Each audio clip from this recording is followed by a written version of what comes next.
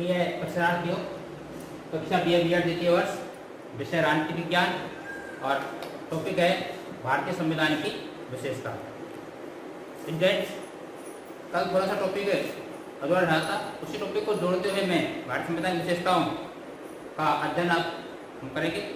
13 दिसंबर 1947 को पंडित जवाहरलाल नेहरू द्वारा उद्देश्य प्रस्ताव रखा गया। 1946 के द्वारा उद्देश्य प्रस्ताव रखा गया। ये पंडित जवाहरलाल नेहरू द्वारा उद्देश्य प्रस्ताव रखा गया था, जो 22 जनवरी 1946 को पास किया गया। 22 जनवरी 1946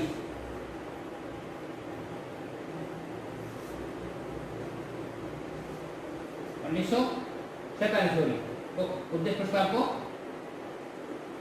पास किया गया।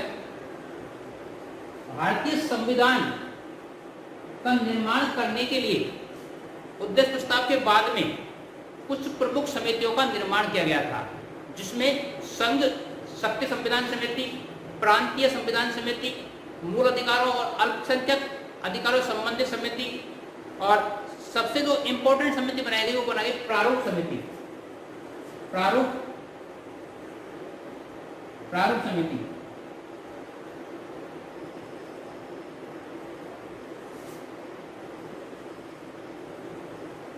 प्रारूप समिति का निर्माण 29 अगस्त 1947 को डॉक्टर भीमराव अंबेडकर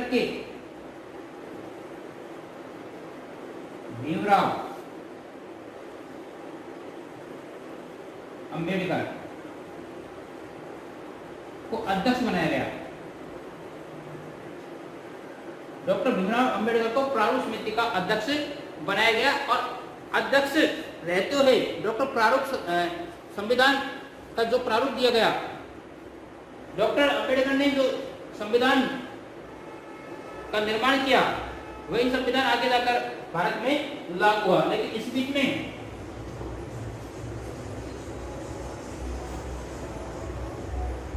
15 नवंबर 1948 को प्रारूप संविधान पर धारावार विचार हुआ। 15 नवंबर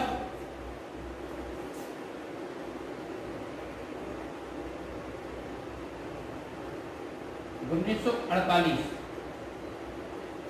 पर धारावार विचार किया गया।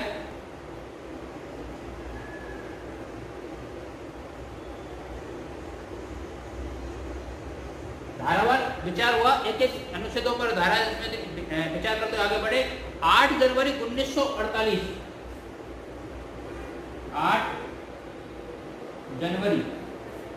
1948 को संविधान का प्रथम वाचन हुआ।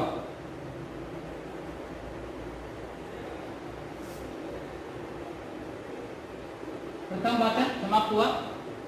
इसके बाद 16 नवंबर 1949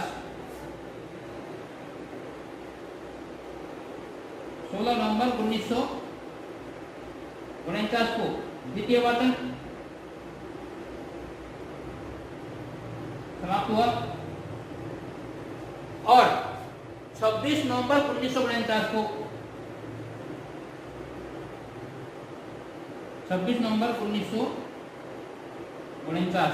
को तृतीय वाचन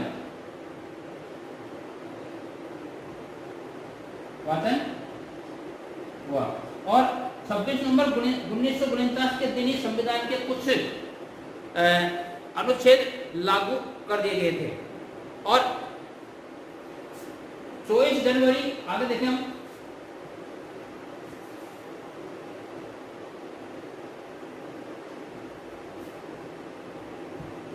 और हमारा संविधान जो लागू हुआ वो 26 जनवरी 1950 ऐतिहासिक दिन रहा ये भारत के लिए। 26 जनवरी 1950 को भारतीय संविधान को लागू कर दिया गया है। और इसी उपलक्ष्य में हम गणतंत्र दिवस मनाते हैं। 26 जनवरी 1950 को भारतीय संविधान लागू हो गया। भारतीय संविधान को बनाने में 2 वर्ष 11 माह 2 वर्ष 11 माह और 18 दिन का समय लगा। 2 वर्ष 11 माह 18 दिन का समय लगा और करीब 114 दिन बैठकें चली।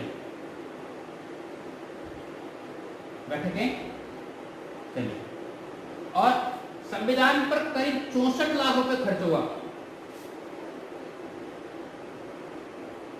एक अथक प्रयास, एक निरंतर यात्रा के तहत भारतीय संविधान बनकर तैयार हुआ और इस संविधान में 395 अनुच्छेद,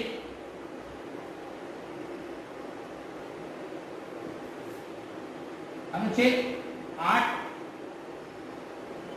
अनुसूची थी।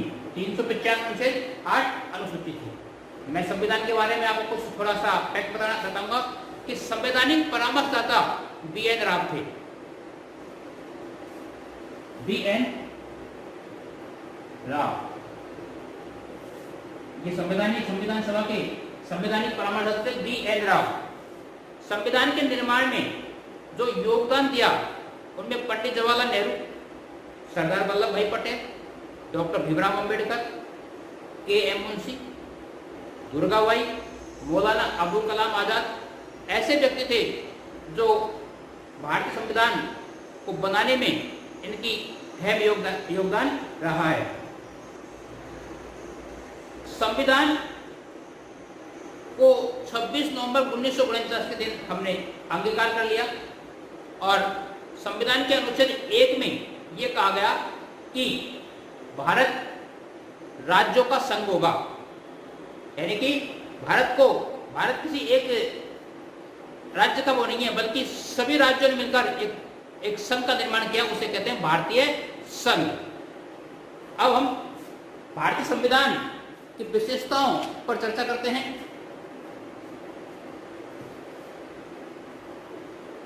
छब्बीस जनवरी 1950 को जो संविधान लागू हुआ और संविधान एक हमारा जीवन का एक अंग है। संविधान के तहत हम हमारे भारतीय राष्ट्र का विकास कर रहे हैं। देश में एक लोकतांत्रिक प्रक्रिया है। इस लोकतांत्रिक प्रक्रिया को संविधान के नियमों के अनुसार हम आगे बढ़ा रहे हैं और राष्ट्र को मजबूत कर रहे हैं। तो भारतीय संविधान की जो विशेषता है, सबसे पहली विशेषता है विश्व का सबसे बड़ा संविधान। विश्व का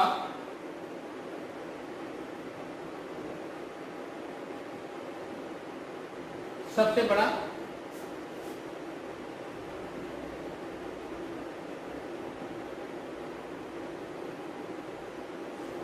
संविधान। दूसरी है विश्व का सबसे बड़ा संविधान लिखित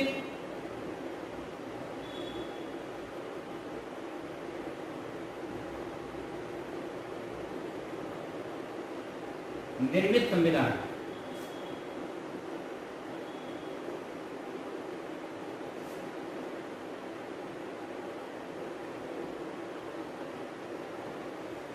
देखिए, भारत का जो संविधान है विश्व का सबसे बड़ा संविधान है। क्यों? क्योंकि अमेरिका के संविधान में मात्र 7 अनुच्छेद हैं। कनाडा के संविधान में 147 अनुच्छेद है। ऑस्ट्रेलिया के संविधान में 128 अनुच्छेद है, जबकि भारत के संविधान में 395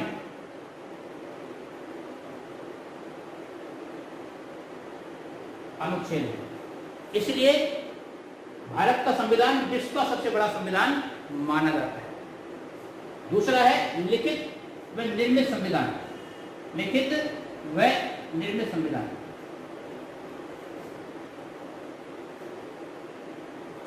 भारतीय संविधान 2 वर्ष 11 माह 18 दिन में बनकर तैयार हुआ।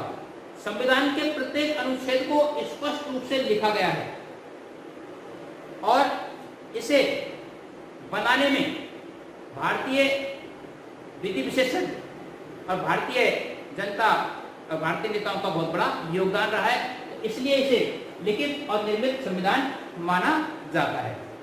तीसरे बिंदु आता है वयस्क मताधिकार।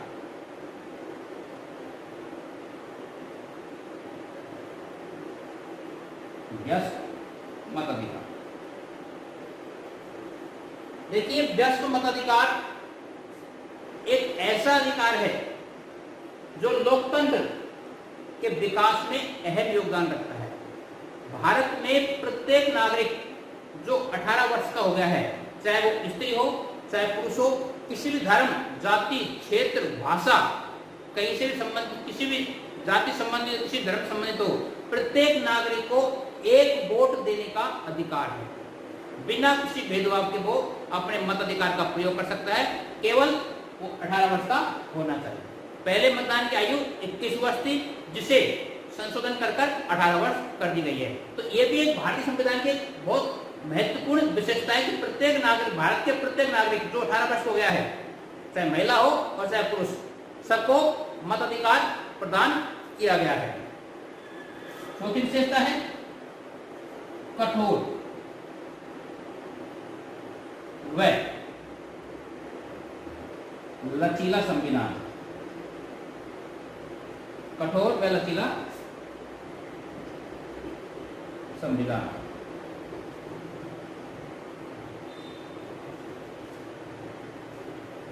भारतीय संविधान को दो श्रेणी में रखा जाता है, कठोर भी है और लचीला भी है। कठोर संविधान इसलिए है कि भारतीय संविधान के कुछ अनुच्छेदों को संशोधन करने के लिए, यानी कि हमारे यहाँ पर जो संशोधन की प्रक्रिया दी गई है वो 3 प्रकार की दी गई है। कुछ अनुच्छेदों में संशोधन करने के लिए सरकार को 2/3 बहुमत की आवश्यकता होती है। कुछ अनुच्छेद ऐसे हैं जिनको 2/3 बहुमत के अतिरिक्त आधे से अधिक राज्यों की विधानसभाओं का समर्थन आवश्यक है, इसलिए उसे कठोर माना जाता है। अब इसलिए किया गया ताकि कोई भी सरकार जनता के हितों के विपरीत कोई कार्य न कर सके, जनता का अधिकारों को नहीं छीन सके। तो जनता के विकास के लिए, जनता के अधिकारों को सुरक्षित रखने के लिए उसे संशोधन विधि थोड़ा कठिन बनाई गई। और साथ साथ कुछ संशोधन ऐसे हैं जिनको राष्ट्र के विकास के लिए आसानी संशोधन किया जा सकता है। जैसे किसी राज्य का नाम परिवर्तन करना हो, राज्य की सीमा को घटाना हो, किसी क्षेत्र को जोड़ना हो, हटाना हो, तो उसमें सरकार को साधारण विधि संशोधन किया जा सकता है। इसलिए भारतीय संविधान दो प्रकार का, दोनों श्रेणी में रखा गया है, कठोर एवं लचीला संविधान। चौथा है, पांचवा है संपूर्ण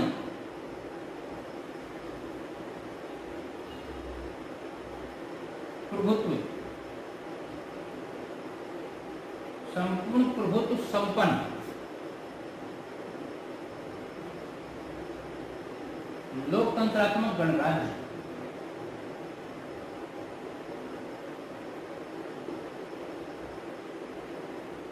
गणराज्य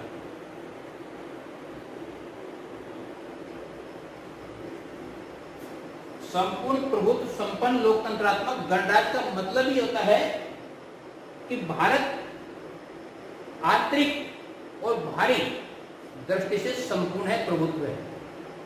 आंतरिक दृष्टि से भारत सरकार किसी भी प्रकार का, संविधान की व्यवस्था के अनुसार किसी भी प्रकार का कानून बना सकती है, लागू कर सकती है, उसमें किसी बाहरी शक्ति का कोई हस्तक्षेप नहीं होगा, क्योंकि हम एक संप्रभु राष्ट्र हैं। आंतरिक दृष्टि से और बाहरी दृष्टि से हम संप्रभु राष्ट्र हैं।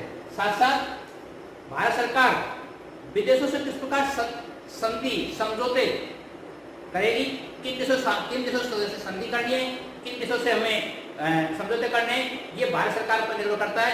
इसमें कोई भी अन्य राष्ट्र हमारे यहाँ पर हस्तक्षेप नहीं कर सकेगा, क्योंकि हम क्या हैं, संपूर्ण प्रभु संपन्न राष्ट्र हैं। साथ साथ लोकतंत्रात्मक, संविधान द्वारा अंतिम शक्ति भारतीय जनता को निर्मित की गई है। अर्थात जो पूरी शासन व्यवस्था लोकतंत्रात्मक वो किसके लिए है? जनता के लिए है। गणराज्य, क्योंकि भारत एक गणराज्य भी है। गणराज्य इसलिए है, गणराज्य का मतलब ये होता है कि भारत का जो राष्ट्रपति होगा वो वंशानुगत न होकर एक निर्वाचित राष्ट्राध्यक्ष होगा, इसलिए इसे लोकतंत्र गणराज्य भी कहा जाता है। अर्थात संपूर्ण प्रभुत्व संपन्न लोकतंत्रात्मक गणराज्य। अगला है एक ही संविधान, संपूर्ण देश के लिए एक ही संविधान।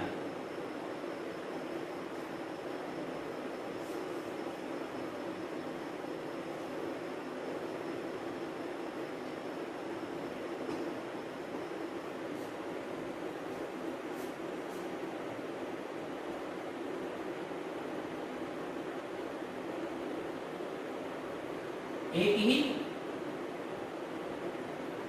संविधान।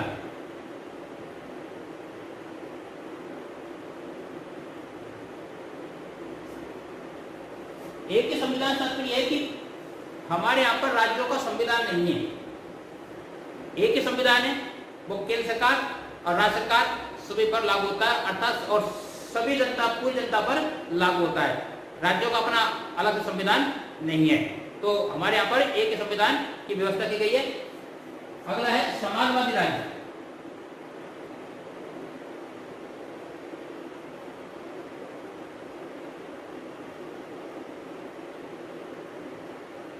समाजवादी राज्य, समाजवादी राज्य का मतलब होता है कि सामाजिक, आर्थिक और राजनीतिक दृष्टि से समानता, कम से कम भेदभाव हो।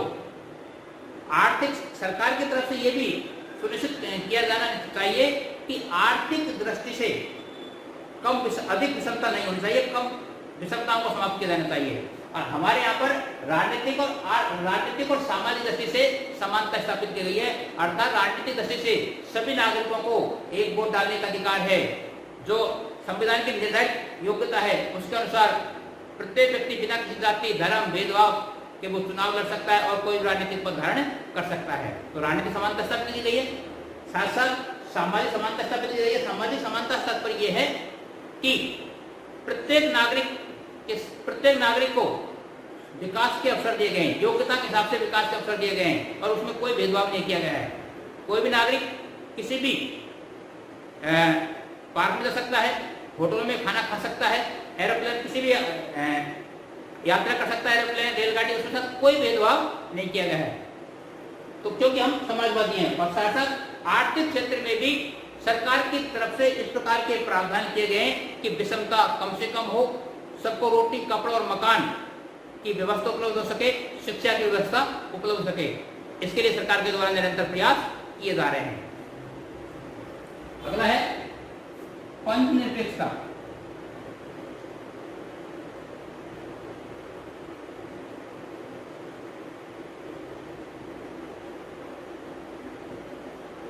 भारतीय संविधान में पंचनिरपेक्षता और धर्मनिरपेक्षता का प्रावधान किया गया है। प्रत्येक नागरिक को अपना धर्म, अपना पंथ मानने, उसका प्रचार प्रसार करने की पूर्ण आजादी दी गई है। कहीं किसी प्रकार का कोई भेदभाव नहीं किया गया है। भारत का अपना, इस हमारे यहाँ पर हमारा भारत का विदेशों में आलोचना की जाती है कि भारत का तो अपना कोई धर्म ही नहीं है, लेकिन ऐसा बिल्कुल नहीं है। जितने भी धर्म हैं वो सब भारत के हैं और सभी को अपने धर्म को मानने, पूजा पाठ करने, यहाँ तक अपने धर्म के नियमों के अनुसार वो अपने शिक्षण संस्थाएं खोल सकता है और उसका प्रचार प्रसार कर सकता है। कहीं कोई भेदभाव किसी के साथ में नहीं किया जाए, क्योंकि हम धर्मनिरपेक्षवादी हैं, पंथनिरपेक्षवादी हैं। अगला है स्वतंत्र न्यायपालिका। स्वतंत्र न्यायपालिका,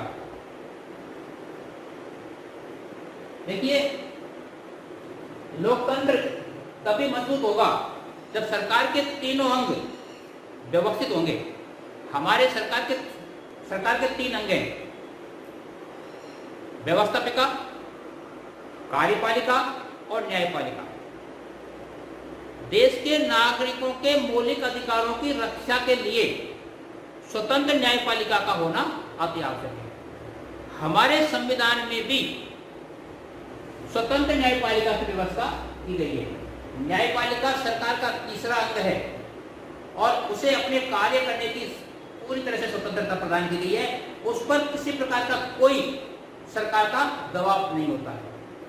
न्यायाधीश कानून के अनुसार, संविधान के अनुसार अपना काम करते हैं और अपना निर्णय देते हैं। साथ ही साथ स्वतंत्र न्यायपालिका की व्यवस्था के संविधान में अनेक प्रावधान किए गए हैं, जैसे न्यायाधीशों की नियुक्ति, न्यायाधीशों को हटाने की विधि, वेतन भत्ते, इस प्रकार के प्रावधान किए गए हैं कि सरकार इनमें किस प्रकार का कोई भेदभाव या दबाव, उन पर दबाव बनाकर कार्य नहीं कर सकती। तो स्वतंत्र न्यायपालिका की व्यवस्था भारतीय संविधान में की गई है। साथ साथ मौलिक अधिकार,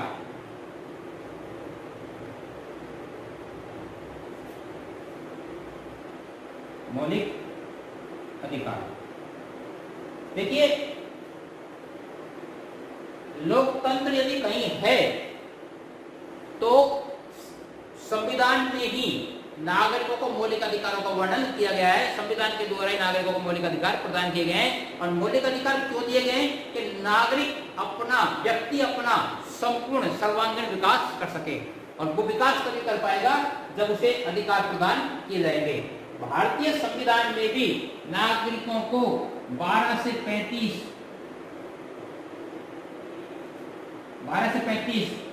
अनुच्छेद 12 से 35 में कुल 23 अनुच्छेदों में मौलिक अधिकारों की व्यवस्था की गई है। इसके तहत समानता का अधिकार अनुच्छेद 14 से 18 तक समानता का अधिकार प्रदान किया गया है। स्वतंत्रता का अधिकार 19 से लेकर अनुच्छेद 19 से लेकर 22 तक स्वतंत्रता का अधिकार प्रदान किया गया है। शोषण के विरुद्ध अधिकार अनुच्छेद 23 से 24, जिसमें बाल, अनुच्छेद 24 के तहत बाल श्रम अधिकार आता है, अर्थात छोटे छोटे बालकों से कोई कार्य नहीं कर सकता, शोषण नहीं कर सकता है। अनुच्छेद 25 से लेकर 28 तक धार्मिक स्वतंत्रता का अधिकार दिया गया है, अर्थात प्रत्येक संविधान में अधिकार है कि प्रत्येक व्यक्ति अपने धर्म को मान सकता है, उसका प्रचार प्रसार कर सकता है, कहीं कोई उसमें दबाव नहीं है, कोई भेदभाव नहीं किया जाएगा सरकार की तरफ से। अनुच्छेद 29 और 30 में संस्कृति और शिक्षा का अधिकार प्रदान किया गया है। प्रत्येक व्यक्ति को अपनी संस्कृति और शिक्षा प्राप्त करने का अधिकार है। अनुच्छेद 29 और 30 में प्रदान भारत सरकार द्वारा, संविधान के द्वारा नागरिकों को प्रदान किया गया है। अनुच्छेद 31 में पहले हमारे यहाँ पर संपत्ति का अधिकार था, उसे अब कानूनी अधिकार बना दिया गया अनुच्छेद 31 में। और अनुच्छेद 32 में संवैधानिक उपचारों का अधिकार प्रदान किया गया है। तो ये आपको मूल रूप से कितने अधिकार दिए गए हैं? 6 अधिकार दिए गए हैं। कितने अधिकार दिए गए? 6 अधिकार है भारतीय नागरिकों को सरकार द्वारा प्रदान किए गए हैं, सॉरी संविधान के द्वारा प्रदान किए। पहले मूल रूप से 7 अधिकार थे, संपत्ति का अधिकार को अब कानूनी अधिकार बना दिया गया है, तो घटकर वो 6 अधिकार रह गए हैं। इन पर हम आगे मुझसे चर्चा करेंगे, तो मूल अधिकार पढ़ाएंगे। अगली विशेषता आती है आपके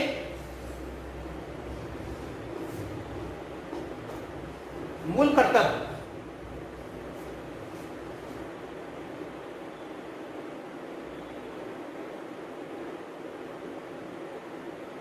मूल कर्तव्य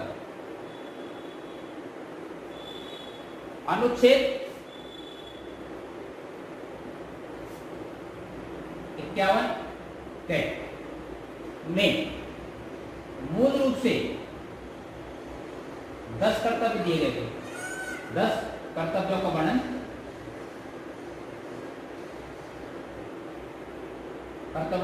किया गया था, वर्णन है। लेकिन 86वें संविधान संशोधन के द्वारा 11वां कर्तव्य जोड़ा गया है। 86वां संशोधन, 11वां मूल कर्तव्य कौन सा है? शिक्षा का।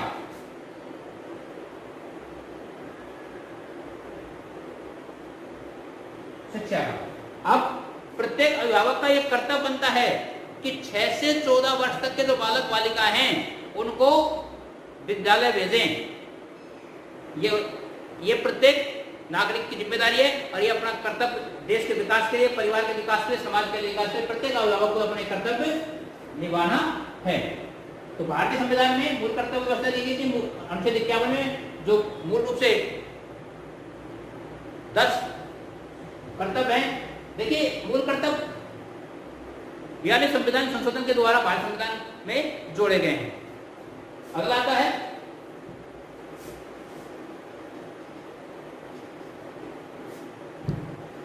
नीति निर्देशक तत्व।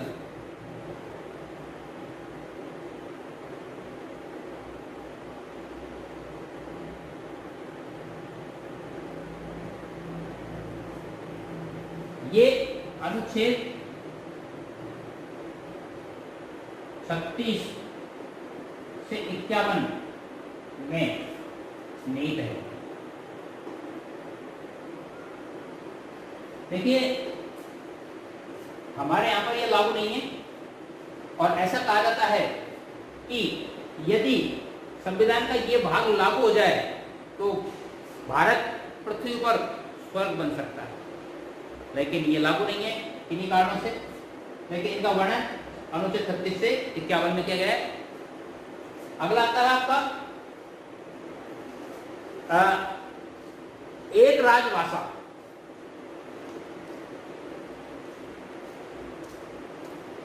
एक राजभाषा भारत में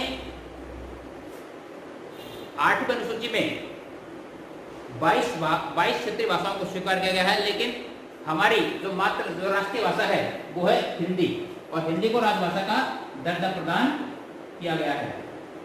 हिंदी को राजभाषा का दर्जा प्रदान किया गया है। साथ साथ अगली विशेषता है एकल नागरिकता।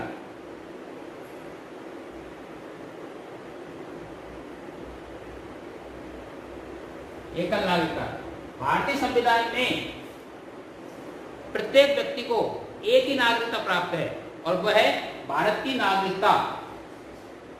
देखिए जहां कहीं संघात्मक व्यवस्था होती है वैसे तो नागरिक को दो ही नागरिकता प्राप्त होती है, एक संघ की अर्थात राष्ट्र की और दूसरा प्रांत की अर्थात राज्य की। लेकिन भारतीय संविधान की जो संघात्मक व्यवस्था है इसमें एकात्मक तत्व के तहत एकात्मक व्यवस्था के तहत हमारे यहाँ पर एकात्मक शासन व्यवस्था अपनाई गई, कुछ लक्षण अपनाए गए और उसी के तहत प्रत्येक नागरिक को एकल नागरिकता प्रदान की गई है, अर्थात वह भारत का नागरिक है, राज्य का नागरिक नहीं है। आपातकालीन व्यवस्था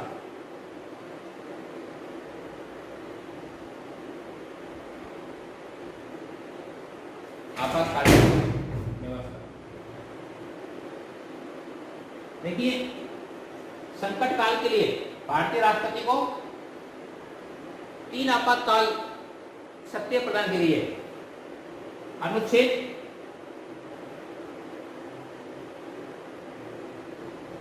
352, 356 और 360 ये आपातकालीन व्यवस्था भारतीय संविधान की एक विशेषता है। तो आज का हमारा प्रकरण यही था और आपको समझ में आया होगा। Thank you.